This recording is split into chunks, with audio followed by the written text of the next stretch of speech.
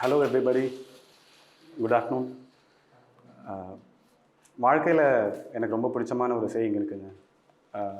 அடுத்த வினாடி வாழ்க்கையில் ஒளித்தி வச்சிருக்கிற ஆச்சரியங்கள் ஏராளம் அப்படின்னு சொல்லி ஒரு செய்யுங்க இருக்குது. அது நான் ரொம்ப தீர்க்கமாக நம்புகிறேன். நேற்று காலையில் ரொம்ப நார்மலான ஒரு டேவாக தான் எழுந்து சாயந்தரம் வரை இருந்தது. இந்த ரிசல்ட் வந்த உடனே அந்த மொமெண்ட் சொல்கிறதுக்கு எனக்கு வார்த்தையே இல்லைன்னு சொல்லுவேன். என்னோடய மெயின் எய்ம் வந்து யூபிஎஸ்சி தான் அப்படின்றது உண்மை. அதில் 2 வருஷமாக சார் என்னை கம்ப்ளீட்டாக சப்போர்ட் பண்ணிகிட்ருக்காங்க. நம்ம வீட்டில் நம்ம மேலே நம்பிக்கை வைக்கிறதுல பெரிய ஆச்சரியம் இல்லை. ஆனால் நம்மளை சுத்தமாக தெரியாத ஒரு பர்சன்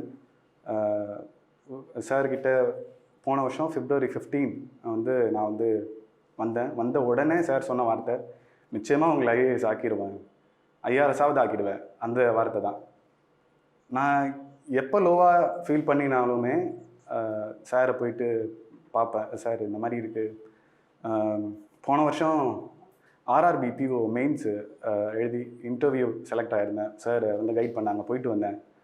அதுக்கப்புறம் ரிசல்ட்டில் January 1 ரிசல்ட்டு அது அந்த டைம் எனக்கு கிளியர் ஆகலை. Jan 1 அது நடக்கும்போது நமக்கு எப்படி பயங்கர பெயின்ஃபுல்லாக இருக்கும். அந்த மாதிரி நிறைய எக்ஸாம்ஸு மெயின்ஸு எழுதியிருக்கேன். கிட்டத்தட்ட இங்கே ஒரு 10-15 எக்ஸாம்ஸ் எழுதியிருப்பேன். நீங்கள் இது ஆஃபீஸ் ரூமில் நான் மெயில் அனுப்பிச்சு இதை ஹால் டிக்கெட் எடுங்க, இதை பிரிண்ட் அவுட் எடுங்கன்னு எல்லாமே அது ரெக்கார்டாகவே இருக்கும். அந்த அளவுக்கு நிறைய விஷயம் இங்கேருந்து தான் நான் பண்ணியிருக்கேன். இந்த ஆர்வம் IAS அகாடமி ரொம்ப எப்படி சொல்கிறது, உள்ளமார சொல்கிறேன், பயங்கரமாக இந்த 2 வருஷம் எனக்கு ஹெல்ப் பண்ணியிருக்கு. இந்த இன்ஸ்டியூட்டுக்கு அதுவும் நான் கடமைப்பட்டிருக்கேன்னு சொல்லுவேன். அதே சமயம் தமிழ் வகுப்பை பற்றி ஐயா சொன்னாங்க. அது உண்மையான விஷயம். கிளாஸில் உட்காந்துட்டு கிளாஸ் அட்டன் பண்ணி முடிக்கும்பொழுது ஃபுல் எனர்ஜியோடு தான் நம்ம போவோம்.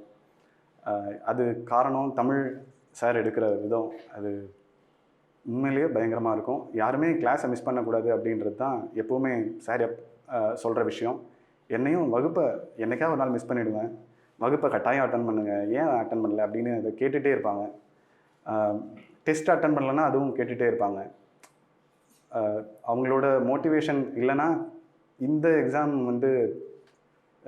நான் கிளியர் பண்ணதுக்கு சாத்தியப்பட்டிருக்குமா அப்படின்னா, ஒருத்தவங்க நம்மளை விட அதிகமாக நம்பும்போது அந்த எனர்ஜி நம்மளை ஒரு ஃபியூவலாக இருந்து ட்ரைவ் பண்ணிகிட்டு இருக்கோம் இல்லையா, அந்த மாதிரி தான்.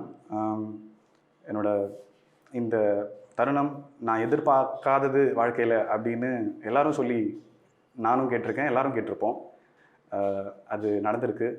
யூனிவர்ஸ்க்கு, சாருக்கு, என்னோடய ஃபேமிலிக்கு, எல்லாருக்குமே நான் ரொம்பவே கடமைப்பட்டிருக்கேன். என்னோடய ஃப்ரெண்ட்ஸுக்கும் தேங்க்யூ. இவ்வளோ என்னோடய ஸ்பீச்சை நீங்கள் கேட்டதுக்கு. நான் எதுவும் ப்ரிப்பேர்லாம் பண்ணிட்டு வரல. சார் இந்த மாதிரி பேசணும்னு சொன்னது எனக்கு பயம், பதட்டம் தான். ரொம்ப நன்றி இந்த மொமெண்ட்டுக்கு.